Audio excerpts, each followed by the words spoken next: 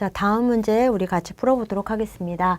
자, 1번에 보시면은 통일분류법에 의한 모래는 흑입자의 지름이 얼마의 범위인가 라고 되어 있죠. 통일분류법에 따라서 모래 같은 경우에는 0.0075부터 0.475까지 이렇게 적용이 되게 됩니다. 그래서 답은 자 2번이 되겠고요. 통일분류법에 의한 모래에서 흑입자 지름이 200번 채로 50%가 남게 되고 그리고 4번 채 50%가 통과하게 되는 것들을 말한다 라고 이렇게 이해해 주시면 됩니다. 그래서 0.075에서 4.75 요 범위에서가 모래는 이제 흑입자 지름 모래는 흑입자 지름이 몇 미리의 범위인가 라는 게 나오게 된다 라고 봐주시면 되겠습니다.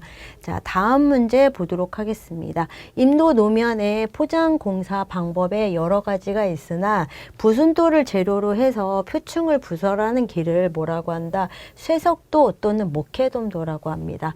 목회돔도에 대한 설명으로 틀린 거. 자, 교통체라고 하는 거는 이런 쇠석도를 만들어 놓고 차가 다니면서 다져지게 하는 도로를 교통체라고 하고, 수체라고 하는 것은 쇠석 틈 사이에 모래나 마사를 삼투시켜서 롤러로 다진 도로다라고 되어 있는데, 자, 이거는 물을 침투시켜서 롤러로 다진 거를 말한다라고 보시면 됩니다. 그래서 틀린 것은 2번이 되겠고요. 역청 목회돔도 같은 경우에는 쇠석을 타르나 아스팔트로 결합시킨 도로를 말한다. 시멘트 목회돔도는 쇠석을 시멘트로 결합시킨 도로를 말한다 라고 이렇게 봐주시면 되겠습니다.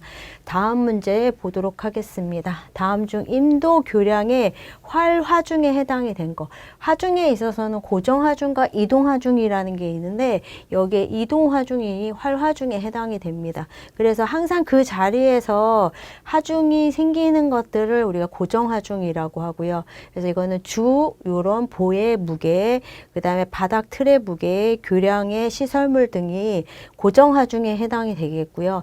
통행하는 트럭의 무게 같은 경우가 활화중에 해당이 되게 됩니다. 그래서 임도 교량에 있어서의 하중은 자 사하중은 일종의 고정하중이다 라고 보시면 되겠고, 활화중은 이동하중이다 라고 보시면 됩니다.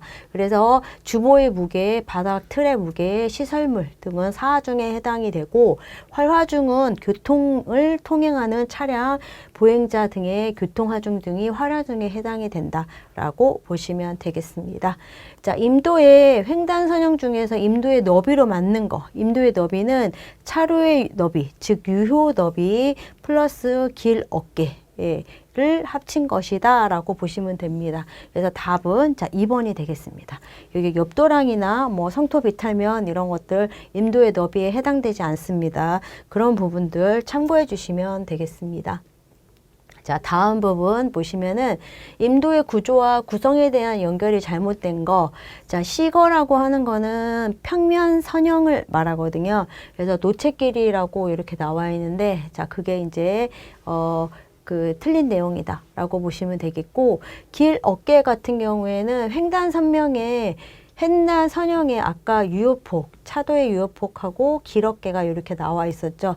네, 그래서 횡단 선형, 그리고 최근 물매라고 되어 있는 것들은 자, 물매, 경사 라고 하는 부분들은 종단 선형에서 나타낼 수가 있고, 그 다음에 최소 곡선 반지름은 평면 선형에서 나타내게 됩니다. 그래서 안전시거 이런 부분들도 평면 선형과 관련이 있다라고 이렇게 봐주시면 되겠습니다. 그래서 옳지 않은 것은 1번이 되겠습니다. 자, 다음 문제 보도록 하겠습니다. 다음 문제, 임도에서 물매랑 같은 말은 경사도라고 했고요. 자, 경사도를 표현하는 방법으로 틀린 거. 각도는 수평은 0, 수직은 90도로 해서 그 사이를 90등분한 것들을 말한다. n분의 1이라고 하는 거는 자, 1 높이에 대해서 수평거리 n으로 나눈 것을 말한다. 자, 그리고 퍼센트 경사. 수평거리 100에 대한 n의 고저차를 갖는 백분율을 말한다라는 거. 자, 비탈 물매라고 하는 부분들은 수평거리 100에 대한 수직 높이의 비를 자, 말한다라고 되어 있는데 수직 높이의 비를 뭘로? 수직 높이를 백분율로 나타낸 거다라고 해야지 맞겠죠. 그래서 비탈 경사라고 하는 것은 자, 수평거리 100에 대한 수직 높이에 대한 부분들을 백분율로 나타낸다. 비가 아니라 백분율로 나타낸 것들을 말한다. 라고 이렇게 이해해 주시면 되겠습니다. 자, 다음 문제 보도록 하겠습니다.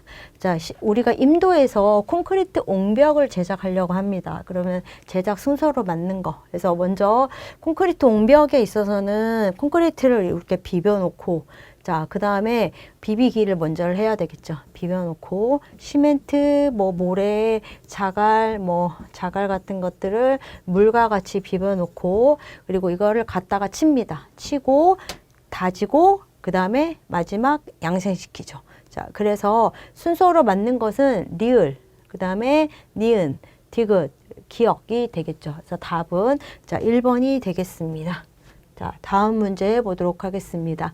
자, 임의의 등고선과 교차되는 두 점을 지나는 임도의 노선의 물매가 10%이고요. 등고선 간격이 5m일 때 두 점 간의 수평거리는 얼마인가? 라고 되어 있는데, 자, 지금 보시면, 이제 이 경사가 10%다라고 되어 있고요. 등고선의 간격이라는 건 이 높이 값을 말합니다. 높이 값. 등고선에 있어서는 자, 간격이 뭐다? 높이 값이다. 그럼 이 수평거리를 계산해 주시면 되겠죠. 그러면 10은 x분의 5 곱하기 100 이렇게 해주시면 자, 요거 나누면 10 그러면 높이는 50m가 나오겠네요. 그래서 답은 자, 2번이 되겠습니다. 자, 다음 문제 보도록 하겠습니다.